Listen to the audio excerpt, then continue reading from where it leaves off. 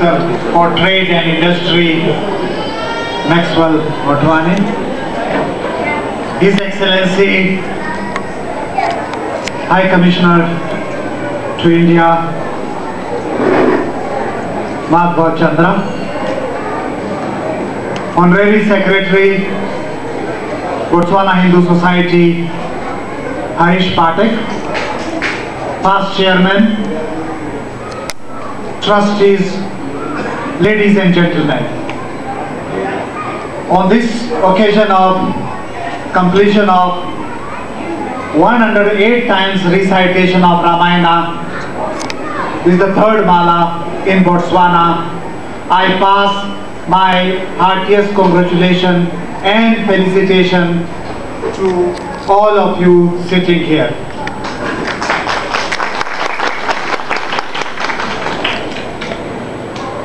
I'm here and I have to be within time limit. The topic on which I'm speaking is from ancient Upanishad and things like that, and some of the words are difficult to translate. If I get involved in translation, then I'll take too long time, which I'm not awarded. So I'll, with my due apology from some of you, some of my words, some of my part of the speech will be in Hindi, and I'll try to translate it as much as possible.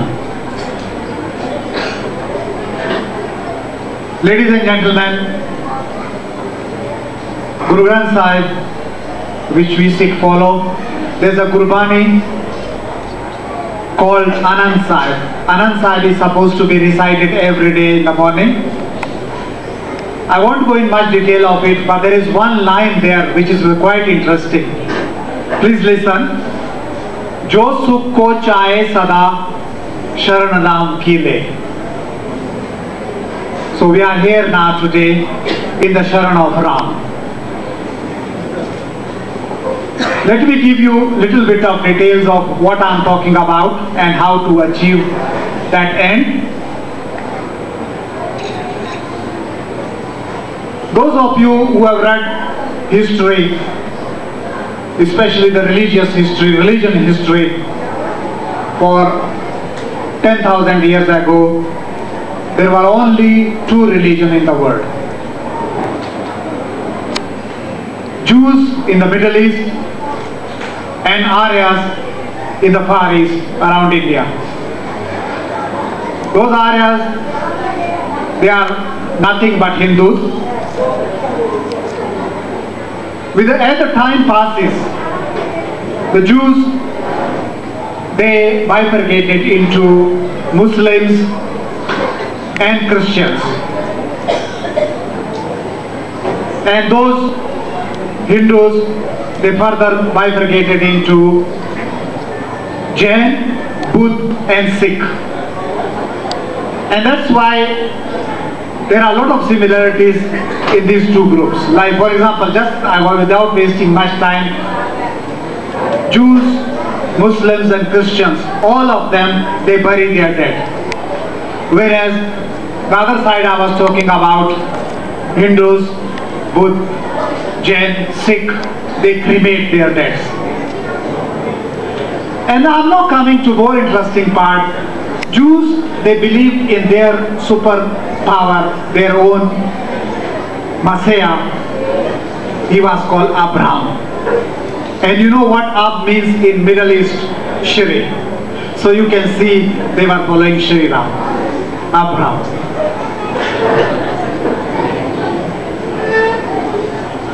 Now, going into this detail at this time may not be possible, but let me sum up that when we descended from there, at present day, today, in this modern world of scientific age, we can divide our own age into three parts. The biological age, which we have, how many years have passed. And the second age is the IQ, the mental age. And the third one is the age of the heart.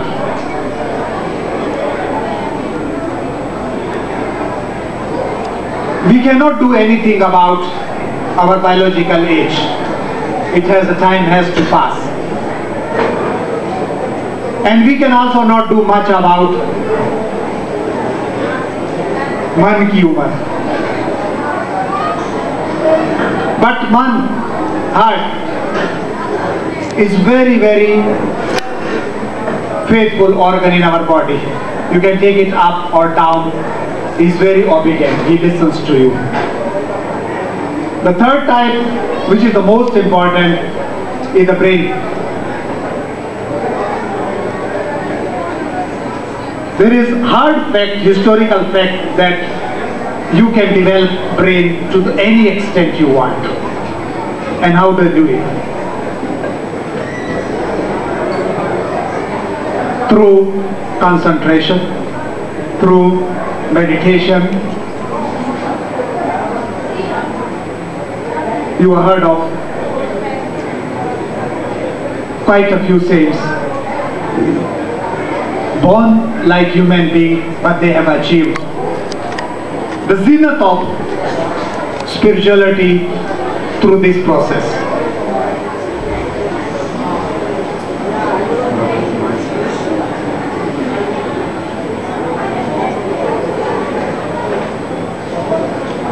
Can you do something about the noise outside?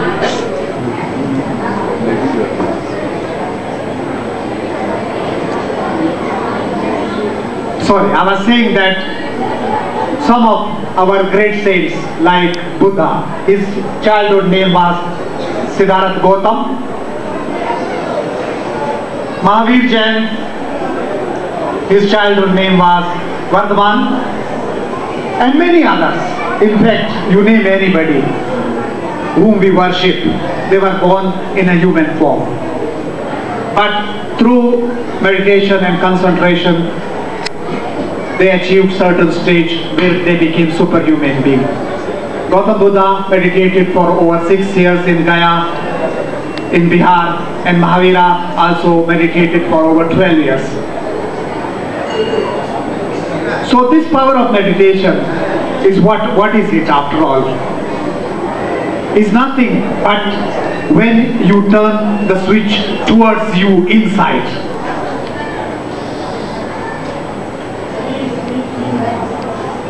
Now how you do that?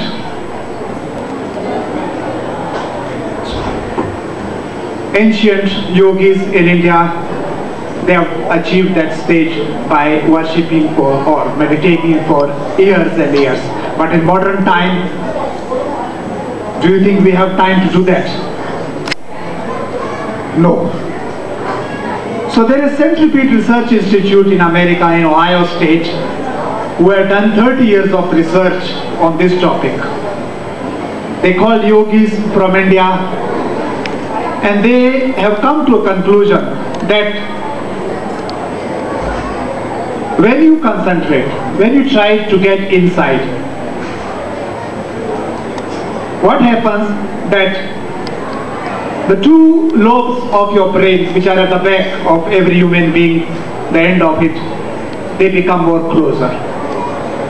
And when they become more closer, that's when you achieve salvation. And they can become more closer by meditating or concentrating. But then, like I said, who has time for so many years? It's a very slow process. So they developed a catalyst, and it's a fact through research, where you listen to some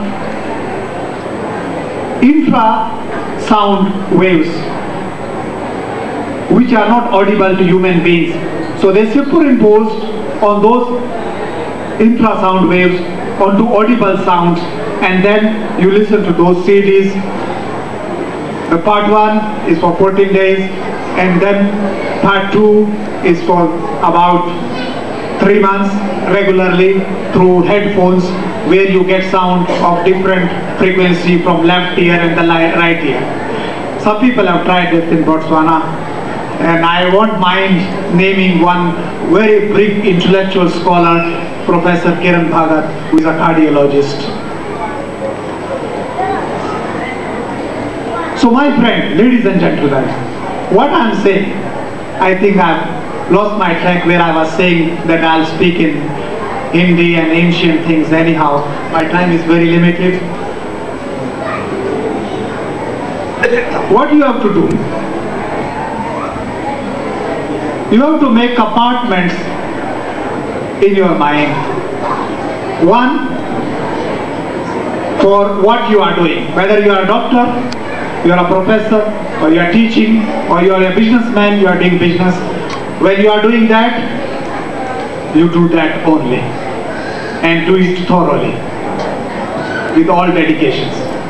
The second compartment you have to make is for your society, for your friends, for your family, most important. And when you are with them, you be with them. And the third one, and the most ignored part of it, is yourself. Give time to yourself. Practice what I am saying is a very, very complex issue. I cannot even give you a tip of the iceberg in such a short time. I need at least 30 discourses to just let you know what I am talking about. But this souvenir which you are going to get today, there's one article on page 41. It gives more details. I hope you will read that. What I said that give time to yourself means you try to get inward. Attain the stage of Shunya. And that is possible. That means you are going back to where you have started. You are becoming a child. But at the same time, the intellectual gains you have achieved, they are still there. So with that, you can lead a life of real happiness, prosperity, and social character.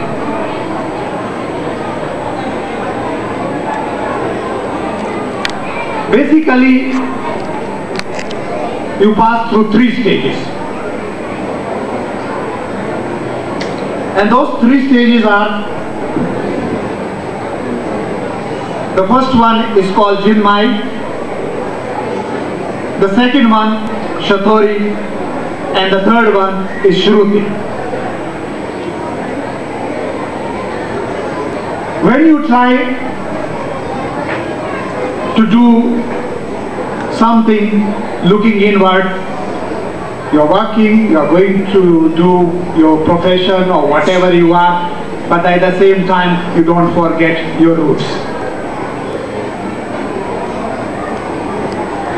Becoming more and more introvert.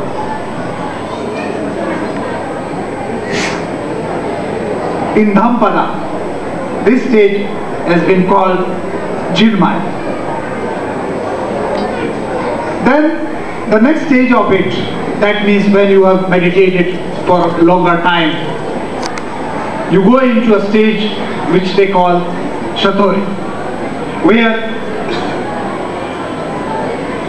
you become very much aware of what you are inside, where you have come from, and what is your aim in life, and why God has sent you to this place, and how to live a life without much